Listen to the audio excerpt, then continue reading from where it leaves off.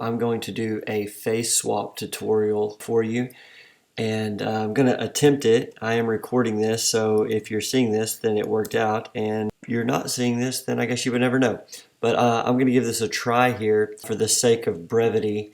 I have gone ahead and done most of the retouching to the two main images that I'm going to be delivering. Some of you may recognize that's Radek Faksa, who plays for the Dallas Stars, so kind of a cool opportunity that I have to work with the Faksa family several times over the last few years. If anybody has ever had a 2-year-old, then you know what it's like trying to take family pictures. So we were there for a little over an hour and just practicing a lot of patience and being super patient, trying to get the little one to smile. And you know, with kids, they can be in a great mood 1 minute and not feeling it the next. So I'm going to show you what we can do in this situation like this, where I was able to get, right when we got there, we just literally stopped by a little patch of trees and I started shooting.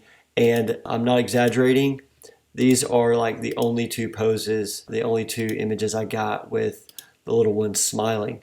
And so I'll deliver this image and this image, of course, but they weren't my favorite poses of the day. They were real, almost like very just basic snapshots. I'm going to try to put the little one's face from these images onto his face from these images and see if we can't make them super realistic. Here we go. Let's give it a try.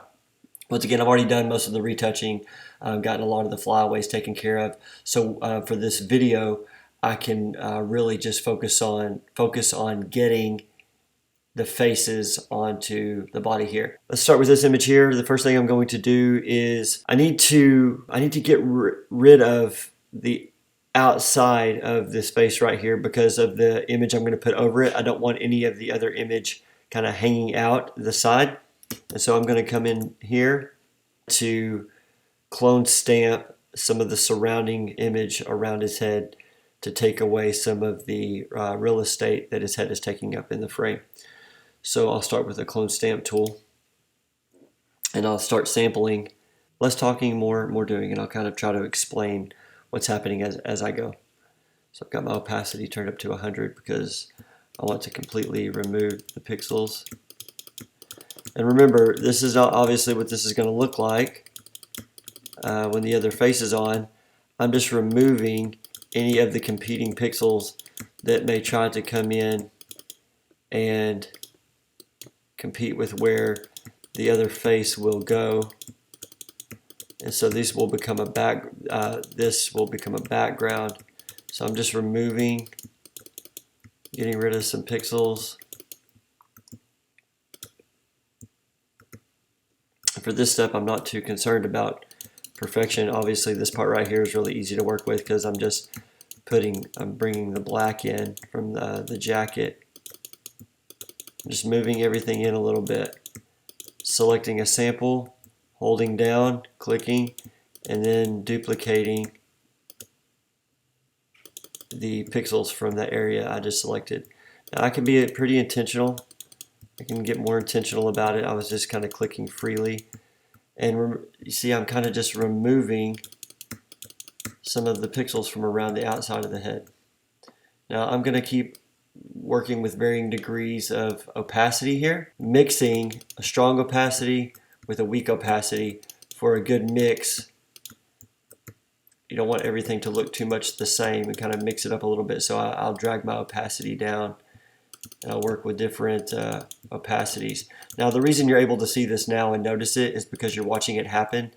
The unsuspecting eye would not have known that these changes are even being made here once the final image is done. Kind of blending, taking areas that look a little too edited and blending them in, and it will look natural with our final image. I'm going to move my opacity back up to 100, and I'm going to take this area right here and really use these black pixels to really color in more black. You'll see why here in a minute. We don't want any of this part of the image interrupting or competing with the face that we're going to put on in a few moments. Another way that we can establish this effect is with the liquify tool. I'm going to come in here, I'm going to push my pressure up to 42 and find a brush size that I like that fits my needs here. And I'm going to actually push these pixels in once again so that they're not sticking out from behind the face. I don't know, it looks kind of silly because we're distorting somebody's face. I'm not here trying to be funny. I'm literally just trying to move these pixels in so that they're not competing with the pixels that are going to be copied on top.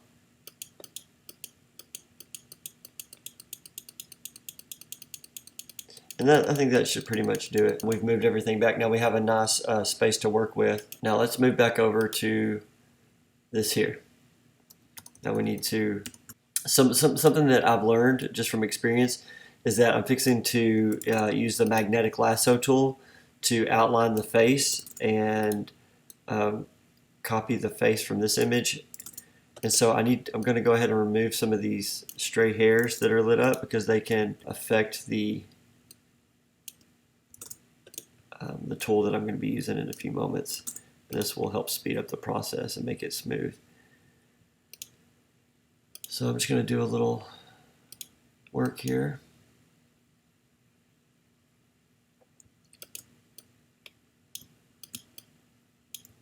To remove some of these elements that will then make it easier to cut the head out here in a few minutes.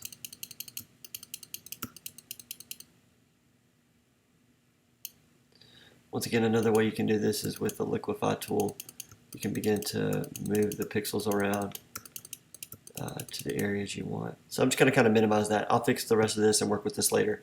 So the thing I need to focus on right now is getting his face cut off of here to move over to the other side. Now, as I hold Option and click on the lasso tool, it brings me to the different selections. I have the polygon tool, the magnetic lasso tool, and the lasso tool. I'm going to use the magnetic lasso tool. What it does is it uses a feature that will really hug, like a magnet will hug the edge of whatever you're trying to cut out. And so every once in a while I click the mouse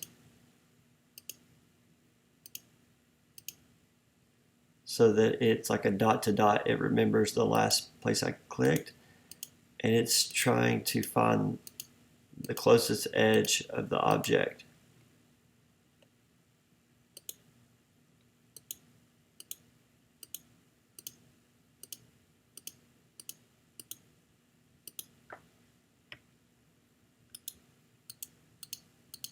Around curves, I do a little more clicking because I want that line to stay nice and tight.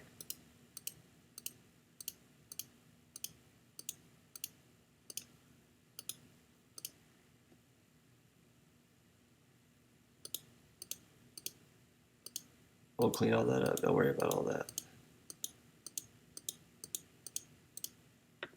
We're going to be doing plenty of retouching with this, so it will all be cleaned up and look very natural when we're done.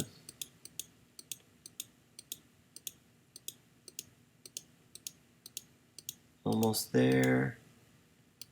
All right, so now I can click Command C. Command C. And for the sake of this, I'm going to click Command V, and I'm going to grab that layer and move it over here against this solid black background against the dad's jacket. I'm going to work with this for a few minutes. I'm going to go ahead and clean up actually the eraser tool.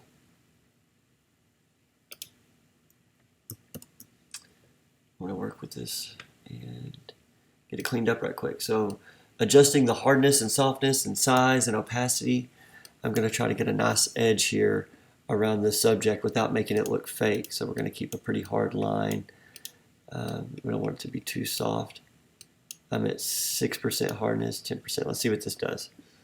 Let's just see what this does. Yeah, it's kind of feathered. It's got a little feathered look to it.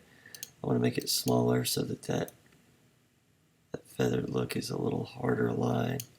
I'm going to move my hardness up a little bit, a little too soft. I'm going to make my way around the side of the head here. going to zoom way in so I can stay nice and tight around those edges using a very tiny brush, making sure I'm not removing too much of the pixels and that my line is staying nice and tight. It's not too soft. Oh, I accidentally clicked on the wrong layer. See, if that edge gets too soft, it starts to look fake. So we don't want our edge to be too soft. I'm going to keep upping the hardness here of the eraser tool. Just go around these edges, and we will adjust this when it gets on the other photograph. Just kind of doing a little cleanup here. You see that lasso tool kind of lifts some hard edges and some of the pixels. We're trying to soften that up a little bit. I'm going to keep moving that hardness up. I'm going to see what 60% does. So it's not very feathered. You see it's a harder line. It matches the natural pixel that would have been there from the original photograph. We don't want to take off too much. If you take off too much, it'll start to look unnatural. So I had to Command Z there. You see that little notch in his chin? That lasso tool took off. Gonna soften that out there. Very subtle. All right, that'll get us started. Now we can take this layer, Command C. Then we come back over to our image, click Command V. Now you see the head is much larger than the natural picture was, right? It's kind of silly looking, right? We're not trying to be funny once again. I just have to resize this to the natural space that the original head would have been. So I turn my opacity down so I can see kind of a relative size and position of where the original head would have been. And I can kind of see where the little one's head would have naturally fit over this area. Now I'm going to turn the opacity back up to see what I'm looking like here. Right? Now it just looks literally right there. We'll do a little more adjusting, but his head sits naturally in that spot. He's wearing a turtleneck, so it actually really helps. And so we can see where the original, you can see where I started removing the original pixels. So we get a relative, see the eyes are relatively in that position. No, they're not in that position, but they're at the same ratio where his nose and eyes would have been. Right? Do a little bit of a rotation here.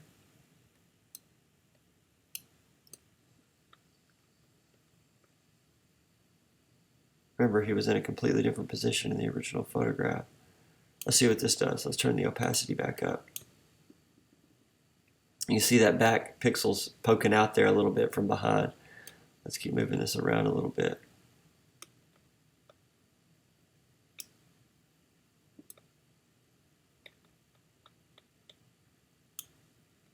Let's see what that looks like when we zoom out.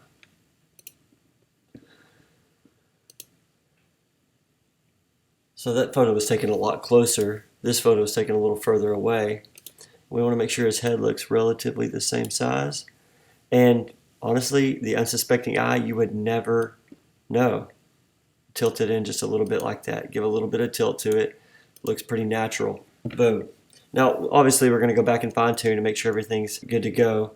But because he has the black jackets on, the turtleneck, the collar of the jacket, you see the side light coming in from the lighting matches the rest of the lighting from the rest of the photograph. And we need to come in here. You can see some of the pixels need to be cleaned up. So I'll use my eraser tool. Turn my hardness up on the eraser so that it's not too soft. Make sure the pixels are size 9. Let's see here, we get a nice fine. Oh, gotta have my right layer selected here. Where are we at? Oh, there we go. Oh, took off a little too much.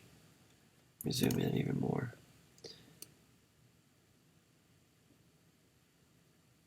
Very subtle. So again, right here, you see that little notch in his chin. We'll clean that up.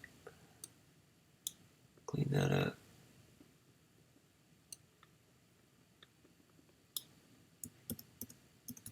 For that, we're going to use the liquify tool to push his hair back down.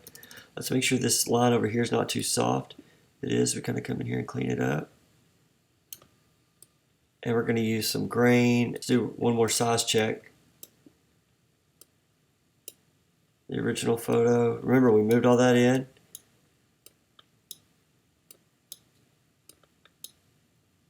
Let's say we make it a little larger here. Want a nice natural size.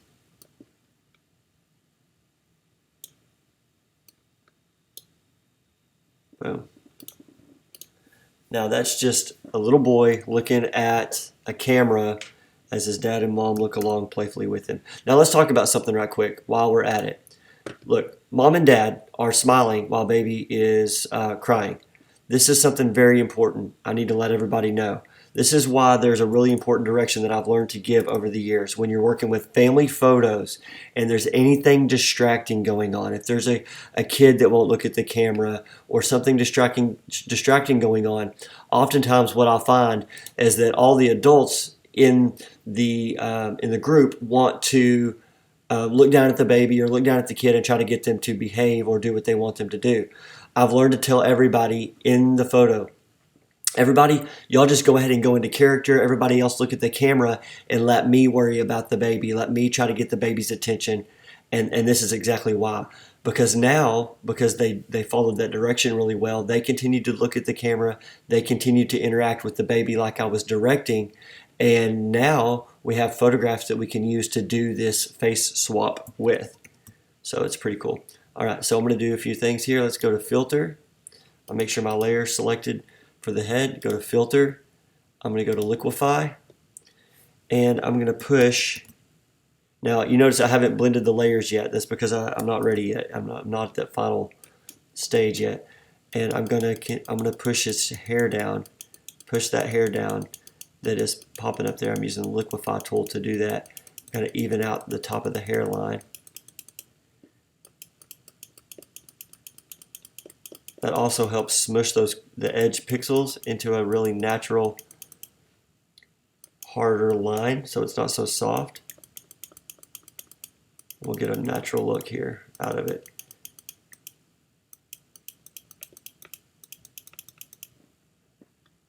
Oh, you see all these pixels I need to clean up around the ear as well and around the face. We can go back and clean those up as well. Can't really see them because they were all in that against a black jacket. Let's see how this looks. Let's go back and click OK. Now I'm going to click Command Z so you can see the effect. You see what happened, and we'll do Edit, Redo, Liquify, and you see what happened there. All right, let's see. Maybe make his head a little smaller here. And remember, he was in a different position, so we want to try to see what a little rotate does.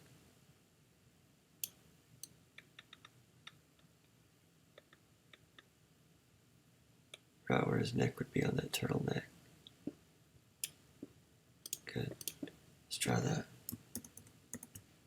That's just a little boy looking at a camera, and you would never be able to tell the difference. Any reasonable person would have to agree that that is the only reason you know that that happened is because I showed you.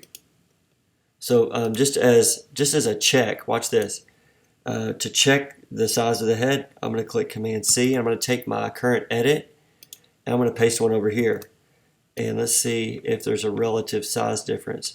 So I need to make, now these two photos were taken from the same focal length really. Notice the boy's foot's cut off here and dad's head's closer to the frame here. So I was a little closer in this photo.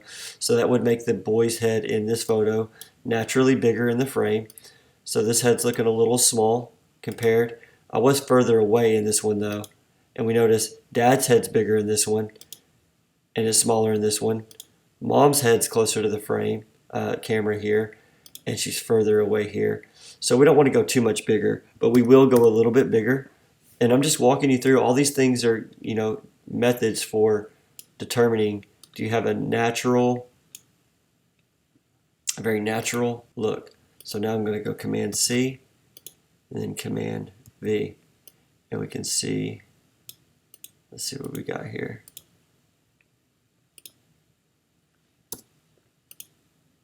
Let's do this. Let's take this one here. Let's get that. Click OK. Command C. Command V. Let's see. Yeah, relatively. Now that one looks too big because it was taken from a. I tried to match it to the other photo. You see how important it is to make sure that your sizing is right. Very important. All right, well, I'm pretty happy with this. What I'm going to do now is I'm going to go back and check to make sure all the pixels are deleted that need to be. So I'm going to excuse my bottom layer. I'm going to make its opacity go to 0. Now I'm going to come in here with the eraser tool with my face layer selected. I'm going to use the eraser tool. I'm going to come back in here, clean up any stray markings from where I cut it out in the original photo. Hardness is set to 100.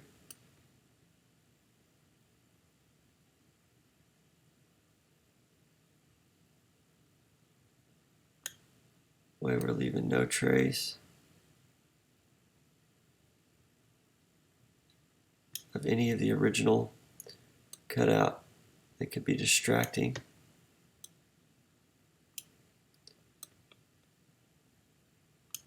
You can see now why I did all the other retouching beforehand, because this video would end up being about 2 hours long if I didn't. And the more you zoom in, the more accurate your removal is going to be.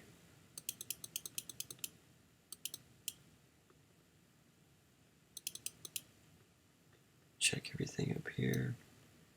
Get right up against that hairline, make it really natural.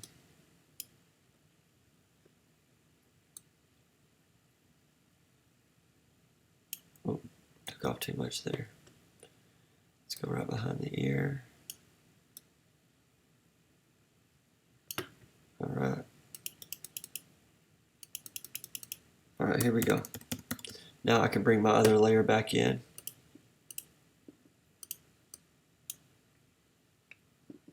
There it is. Now I'm going to flatten this image, these layers into one image. Now I'm going to click Control, Merge Layers, and now that's one layer, and the face will no longer move. Alright, so now it's time for me to do the final retouches on this. Let's do some final retouching. I'm really pleased with how natural that looks. Let's go ahead and clean up some of these wires back here, like this large plug where the plug connected on that tree. That needs to go. Let's see what else needs to go here. Little spot. Alright. Not too crazy about this green wire being near his face. It's kind of distracting. Let's get rid of that. I don't like how that pixel repeated, so that's gone. Alright. Feeling pretty good about it. Alright, let's make our final touches. You know what? I'm not really crazy about all that green by his face now that I've zoomed out. These lights gotta go.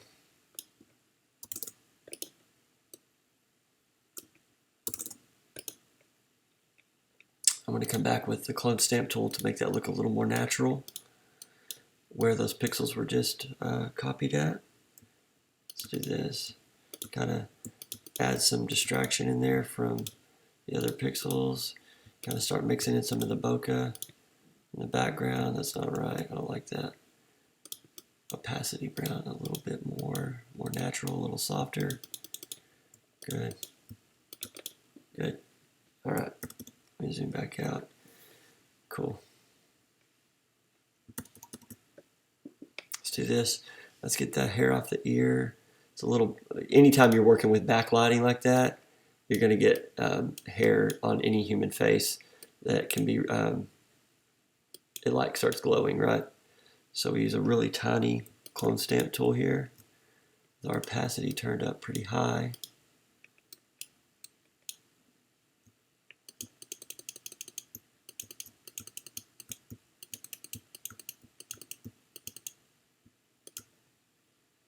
And go even smaller here.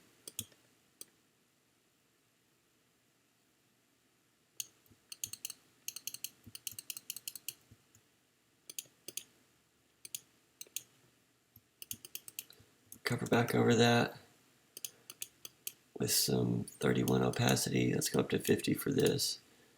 Bring our hardness down. And kind of cover up some of those where those pixels were duplicated at. Let's do the same over here. Option click from your source. Let's turn our opacity back up. We're option click. We're covering up some of these little hairs on the face that got lit up from that backlight. I did most of this beforehand, but here we are.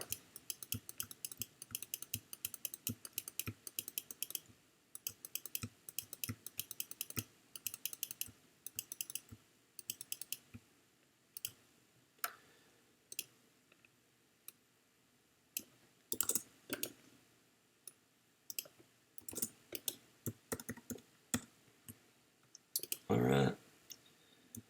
Also like how that shadow under his right nostril is a little red. So let's see if we can't soften that up a little bit. That abrasive red color there.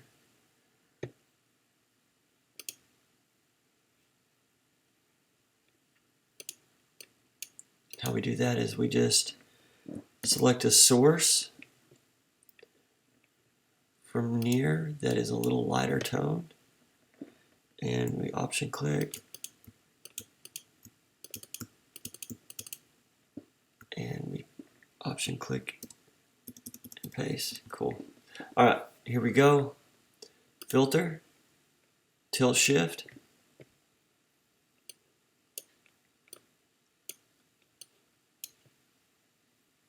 Let's see what we can do here. Now remember, with the tilt shift, that's the effect you're doing, but obviously not that exaggerated. So you keep it around 9, 10, 11, 12. I like up to 15. It's pretty natural. It blurs out some of the edges, and the further out you drag these, the less pronounced the effect becomes. And then I add a grain amount of about 15 was the pixels on the tilt shift. Let's get 8 or 9, 10, something like that. And it starts adding grain to where the effect of the blur is going to occur. There's that. Now I'm going to zoom in and show you what happens next. Alright, so everything is good to go with the retouching. There's nothing crazy going on in the background. I removed some of the distracting elements from the Christmas lights and the trees. All the hair's been retouched. Let's add some grain. I'm going to flatten my image right quick. I'm going to click the layer. I'm going to click flatten image.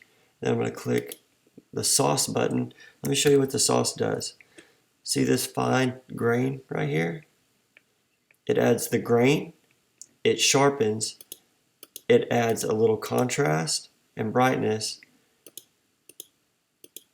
and it desaturates the oranges and changes their hue to a little bit of, it adds a little green hue to the oranges, so the skin tones are not as abrasive. And there you go. There is a successful face swap from here to here, because we were like this. And I'm going to take the time, I'm going to go ahead and go through and do this second photo as well. Let's see if it works, but I'm going to use a different smile. We used this smile at first. I'm going to use a slightly different smile so that it doesn't look like has the exact same pose in both images. I'm actually going to end this video and record a separate tutorial for the second one so that we can see a before and after, and we'll see what that looks like. All right, I'll catch you on the next video. We're going to be doing a face swap. If you're watching this, then that means my first attempt worked, and I'm going to record a second video here to do this with a second image. This is a couple that I've gotten to work with several times over the last couple of years. The Foxes, he actually plays for the Dallas Stars, and this is their beautiful little family.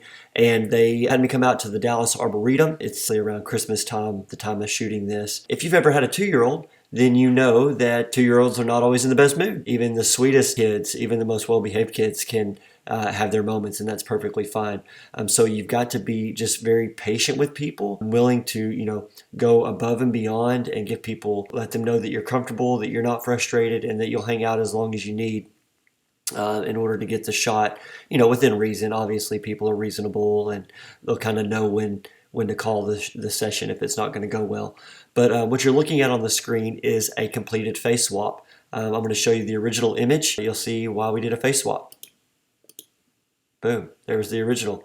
You can see all the retouching effects of the flyaway hairs and Christmas lights in the background off the trees were distracting, general retouch of the hair and skin and face. The reason I'm doing a face swap naturally is, first of all, I like this frame and this pose. And I like the original, the one that the face came from. Well, it's a nice photo, but it's also very basic. The lighting was not my favorite. And so I wanted to see if we could take this smile from the little boy here and put it on a frame that I actually liked better, which was this frame, and it worked. You would never know if I didn't show you. You would never know that was not that little boy looking perfectly at the camera. And here's a major, if you don't get anything else from this video, please get what I'm about to tell you. Learn to give this direction, whether it's at a wedding or a family photo shoot. Anytime anything distracting is going on, or a little one is not following the direction, obviously they're less than 2. They don't just respond perfectly to every adult direction. Here's what I coach the people on. I coach all the adults. Y'all focus on the camera or focus on my direction of what I'm having you do. Y'all don't worry about the baby. Y'all don't worry about the kid. Y'all focus on me, focus on doing the direction, being in character, and I'll worry about the kid. And this is exactly why. Now, because mom and dad were in character, mom and dad were focusing on the direction that I gave them. They weren't worried about whether the baby was crying or not. And boom, look what we were able to do. And now the little boy's face matches mom and dad's face. This is a very powerful direction you're going to want to learn to give your clients. Now we're about to attempt it. I'm about to attempt this again with a second image. I'm going to get these images delivered to this couple by Christmas. I want them to have them for Christmas. And so I'm kind of under the gun right now. It is actually almost 4 a.m. By the time I'm recording this, but I was also finishing up 2 weddings that I'm going to have delivered by Christmas. So let's see if I can do this again and recreate this with a second image as well. I'm not going to use the original smile from that image because I don't want them to have the same exact smile in both photos. So I'm going to come over here to a slightly different image. You see it has a slightly different expression and they were slightly in a different position. So I'm going to use the lasso tool to cut the kid's face out here, and we're going to paste it onto another image. So I'm going to use the option tool to sift through actually I'm going to hold down control. I'm just going to select the lasso tool, but not just the regular lasso tool, the magnetic lasso tool. It hugs the edge of the object that you are trying to cut out. And we'll make our way along here. And we're going to clean up the selection later, but for now, we're going to just get the selection made. And you see every time I click, it's actually saving the previous point. So in case I misclick, it's kind of like a dot to dot. The more clicks around a curved surface, the more accurate the lasso is going to be as you select your subject. And of course with Photoshop there are many different ways to do the same thing. I'm sure some Photoshop experts out there have a way easier way to do this than I do. But this is the way that I learned. It's a way that I'm comfortable with. And it fits the function for what I need right now. So I'll worry about growing my own skill set as needed when I find out that something doesn't work. If I attempt something and it's not working, I will go find another way to do it. But in this case, boom. All right. So the software does its thing. Now I have this face selected, and I'm going to click Command C, and I'm actually going to click Command V. Now it just pasted a copy of that on top, so I'm going to move it to the side. I'm going to click the parent layer, the bottom layer. I'm going to click the fill down to 0, or the opacity down to 0, it doesn't matter. And now you can see how rough that cut really was. And I'm going to take the eraser tool over here on the left hand side of my toolbar, eraser tool, and with a very tiny size, and my hardness is going to vary depending on what I need. I'm going to zoom in and start to use the eraser tool to erase these stray pixels that got left behind from the lasso job we just did. We don't want anything making its way into the final image that's going to be distracting or look like give away any hints that the face was removed. Now, one thing I should probably stop and do right now is do a little test fitting to make sure that this is even going to work for that image, because I don't want to do all this work, right, and spend all the time doing all this tedious work only to then find out that the face was not a good candidate for a face swap. So I'm going to pause what I'm doing right now, even though it's very satisfying to clean that stuff up. I'm just going to do a quick test fit. I'm going to click my selector tool, Command C. I'm going to go over to the face now. Here's the second image, right? Now, Mom wasn't laughing at the baby. She was following my direction, and I told them to go ahead and interact and keep the smiles on and everything, because I was hoping that I would be able to do what I'm doing right now. Command V. Now look at the similarity of the shape of the head. Now, they were much closer to the camera when I took the original photo. That's why the baby's head looks bigger, because I was actually closer. As a matter of fact, I may have been using a 85 at the original time, and now I'm using an 85 or a 35. I may have switched lenses. So you're going to make sure that you don't just slap it on there and go about your business. It has to match the relative size of what we were originally working with, and it relatively does. And I know from experience here, I'm going to be able to fit this on here and make it look normal. Now, I'm going to show you some different techniques as we clean this up, but for an initial test fitting, we see that this face is going to work in this position. So I'm going to delete that for now, go back to my cutout layer, and I'm going to continue to clean this up now that I can guarantee that it's worth my time to do this cleanup job. So I'm going to zoom back in very close. I'm at 600% now. Zoom, make sure my layer is selected here.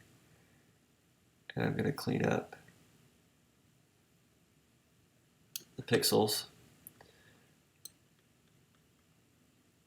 from my lasso job where I cut the face out originally. And the tinier size you work with, I'm at a 3 pixel now. The more accurate and the more fine-tuned the work is going to be.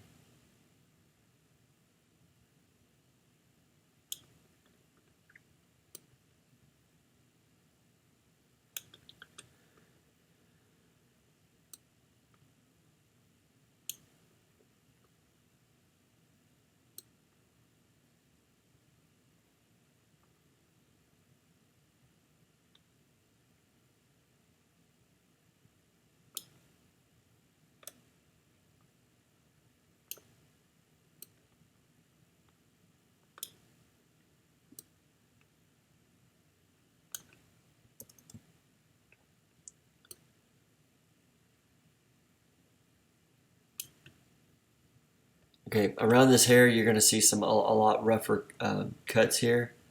I'm just going to drag my mouse along the edge. Now, you've got to be really careful. You don't want this to start looking too fake. If you get too smooth of an edge, it's going to look too fake. So you have to adjust look at this up here on the top left-hand corner. You have to adjust the hardness and softness, and this comes with experience. I'm learning what works and what doesn't. For the opacity, I'm going to show you real quick. If I turn the opacity down, let me make a larger. Okay, so there's a tool, right? I'm starting to erase pixels. I'm using the erase tool. The opacity is why you're still seeing it's not erasing everything, because my opacity was turned down to 46. I'm going to Command Z, get rid of that. Now I'm going to turn my opacity up to 100. At 100, that means that tool is getting its full effect. So it's erasing everything. Now Command Z, undo. I wanted to demonstrate what the opacity difference does. And the same thing with hardness. Watch what happens. I turn my hardness all the way down and it creates a softer effect around the edge. Now for this case, I want my opacity, my hardness to be turned up because I want a nice clean line. But my size of my eraser is going to be pretty small, relatively. Just going to come and clean up this edge right here. And we'll be able to clean up more once we get it on our final image. Now, see where this hair is blown out right there? That's not going to matter anyway. It's going to be nice and smooth. I'm going to go fix that with the liquify tool anyway. So for now, I'm going to keep cleaning this up because we don't know where these final pixels are going to land in the image. If anything is going to be colored behind them, so we want to clean them up a little bit. I'm going to use an even finer tune, smaller eraser tool. Kind of jagged edge. You see where the boy's hairline ended right there. The hair against the background of whatever he was sitting against Dad's jacket. And we can fine tune that later with the liquify tool as well. We sure will as we make a final fit. Now what I am concerned about here is the side of the cheek. Because we have a highlight where the sun was coming in, we don't want that to mix with any black pixels from the jacket that was behind. We want it to look really natural when we get it wherever it's going.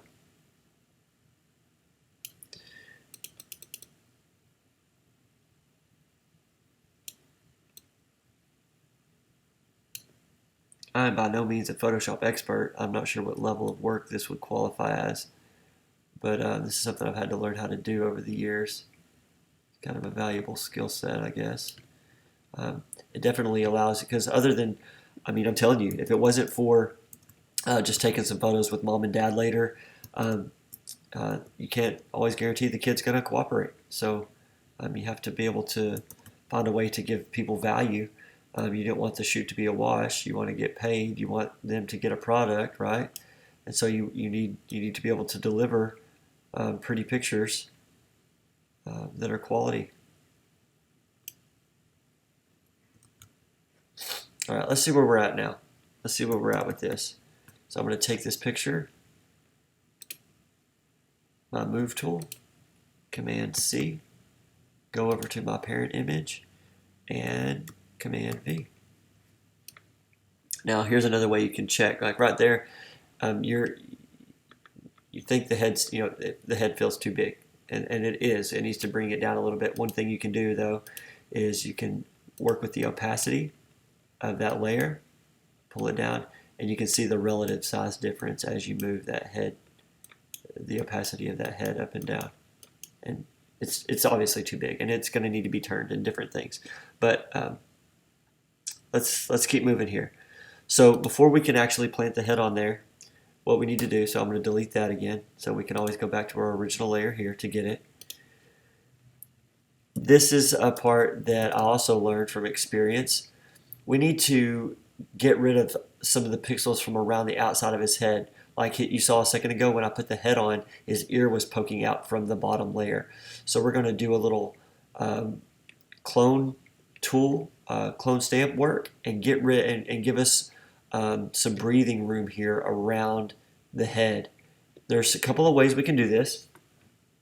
I'm going to demonstrate a few. Using the clone stamp tool, I'm going to let's try with the lasso tool first. I'm going to get rid of these stray hairs so they're not poking out anywhere.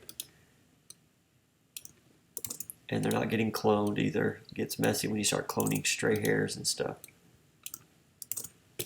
They can end up in places you don't want them to accidentally show up in your image. Alright, I'm going to use the clone stamp tool at 100% opacity. Medium hardness, I got it at like 56%. And let's just see what happens here. A lot of this sometimes is guess and test. We got to see if we have. Now I'm going to sample click here and then drag down. Now that line is a little too hard for me. I'm going to start removing pixels. See that? You can tell that that's there. That means I need to soften the hardness of my brush. and I need to go with a larger size. But my opacity is still at 100. It's still getting full effect. And I keep sampling from different locations because I don't want to get anything looking too uniform. Uniformity starts to look too similar, and the human eye can begin to tell that something was copied. So I'll go and I'll change my size every once in a while, and I'll pull from a spot, and I'll go back and I'll pull from a different spot in the image, and everything starts to blend in, and it just becomes background. It just becomes background. Now, one thing we'll do with the little boy's ear here, we get it right against a branch. So I'm going to sample from the branch. See if we can't bring that in a little bit. Once again, I think I went a little too crazy there. Let's see what happens here.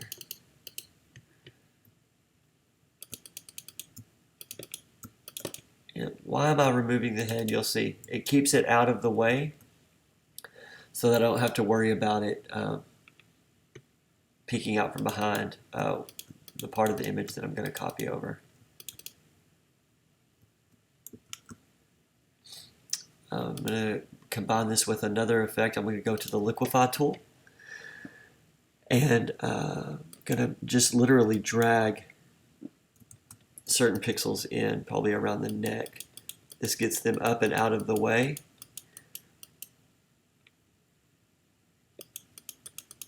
For when I put the other face on.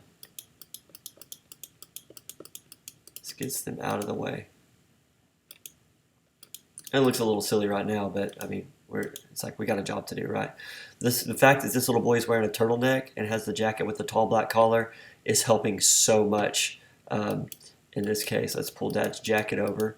So if Dad's jacket ends up in the frame, it's just Dad's jacket and not the ear, right? So that helps a little bit too. All right, let's put this head on here. Let's see what happens. We'll go back over to our sample image. Select, Command C.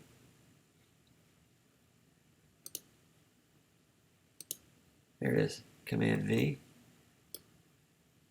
And I'm going to use the relative size of the original ear, which I know that I've moved around now. But let's see what happens. Let's watch what happens here. I'm going to make my layers opacity go down. And we see the relative position of the original head. Now we know that this is too big. So I'm just going to drag this from the corner down. And now we see the relative size of his ear is similar.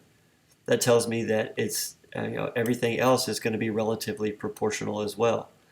So you see, you can overlay the eyes where the eyes were, and the nose is in a similar position, and the mouth is in a similar position in relative size and distance on the face. Now I am going to tilt this a little bit probably so that it's not too straightforward, because he was looking straightforward in the original image that we pulled from.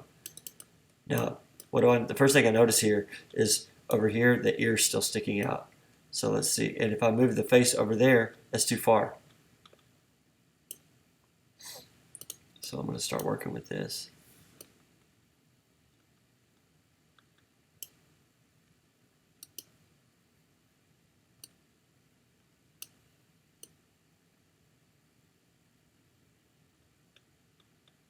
So it tells me I need to clean up this ear a little bit over here. So how can I do that? Let's see.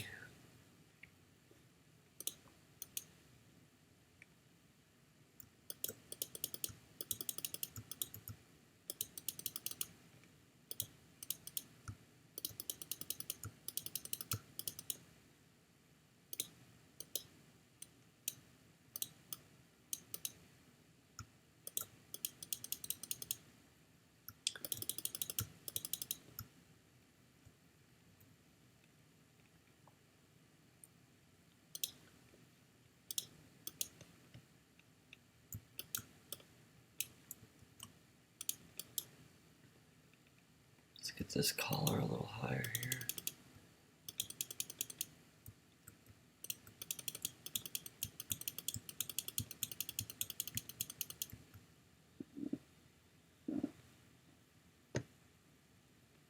Alright, let's try this again.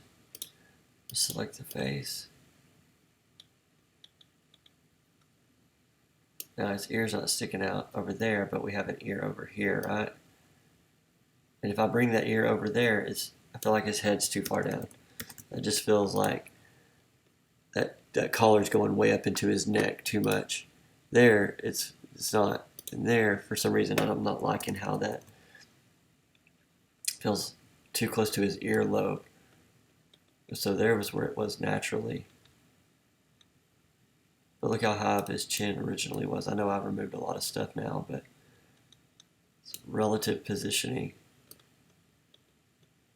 I would feel more comfortable if I moved more of this ear material. So you see the relative position of his ear and his head was right there. Alright, cool. I'm gonna remove a little more of the ear here. Have the layer that you're working in, have that layer selected. Here we go. Let's try this again. I'm gonna clean up the ear here.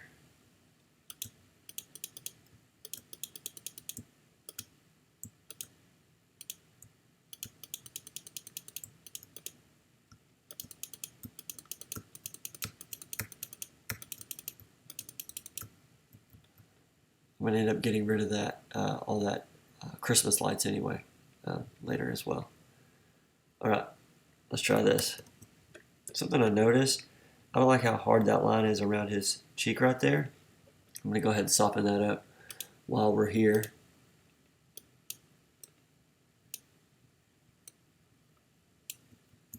Using my eraser tool. Make sure I have that layer selected. Let's turn our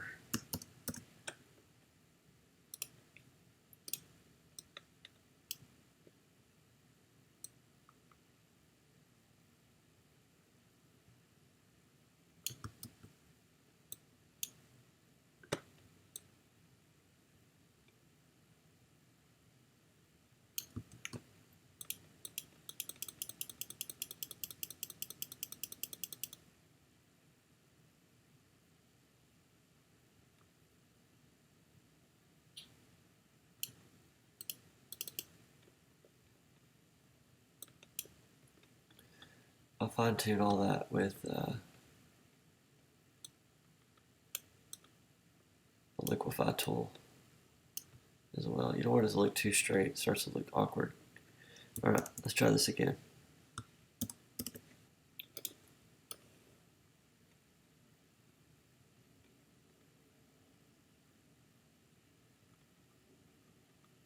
Cool. The backlight matches everybody else in the photo, so it's good. Now I'm not really near done yet. I'm just doing a check. I want to see how natural those two images look together. Look, even the shadow, midtones on his face are match the same orange glow from the rest of the photo. Honestly, and the fact that you see both these images together just sells it that much more of how natural it looks, because his face is slightly different and they both look natural. Yeah, I'm really pleased with that. So let's come in here and fine tune. Let's make sure that we don't have anything sketchy, looking sketchy. Like, see how that outline is too different? That's not a great look. So we're gonna work with that a little bit. Let's go filter. Let's do this. See, his chin's it's a little sharp cut right there, a little around the ear.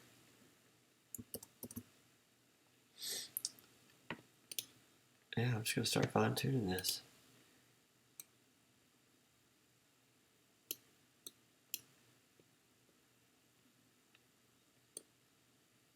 Using the eraser tool to come in and blend. Now I'm going to turn my opacity down because I want to get a natural kind of blend going in here. don't want your line to be too hard.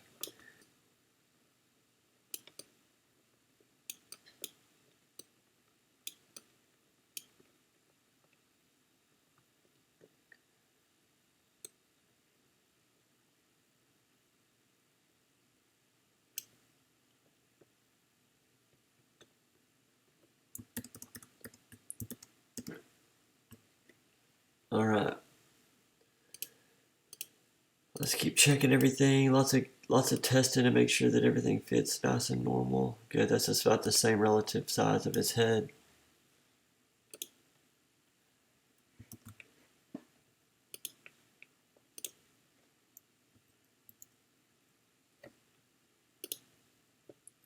Bring it up off the turtleneck a little bit. All right. Check in. Pretty smooth. Pretty smooth. Here we go. All right. So I'm gonna go ahead and clean up these Christmas lights right here, because look, I took them off of this one, and I don't want them distracting here either. So I may just go ahead and remove this whole thing and see what happens. Yeah. Then I'm going to cover over that with a little couple of clone stamp markings.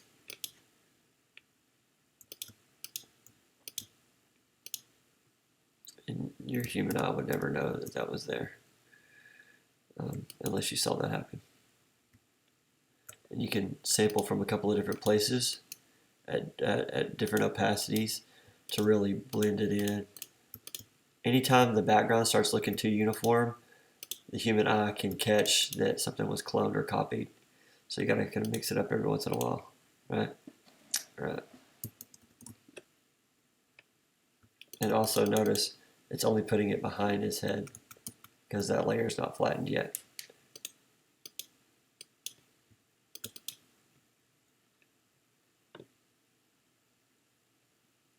All right, so I'm going to click both layers.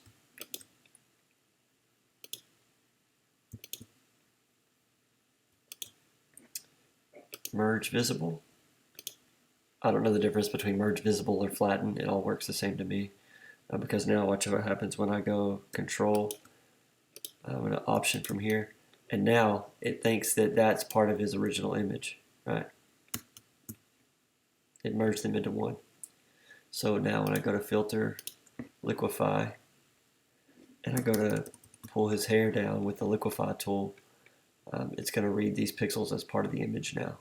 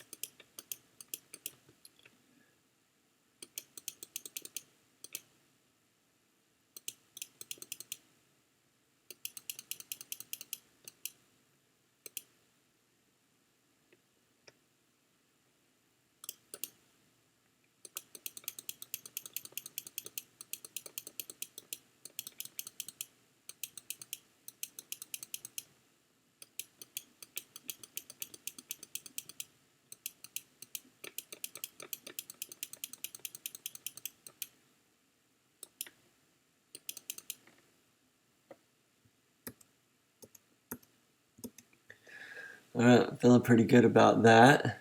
Click OK. Now I'm going to click Command Z so you can see what just that small change right there. Edit. I'm going to go redo so you can see the effect right there. Cool.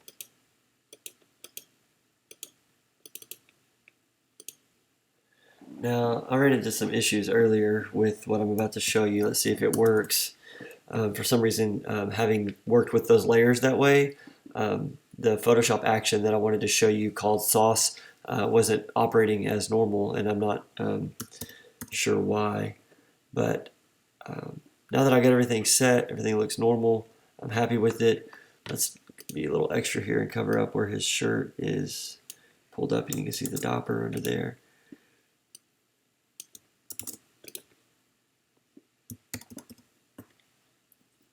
All right, let's go filter. Let's go blur gallery. We'll add our tilt shift.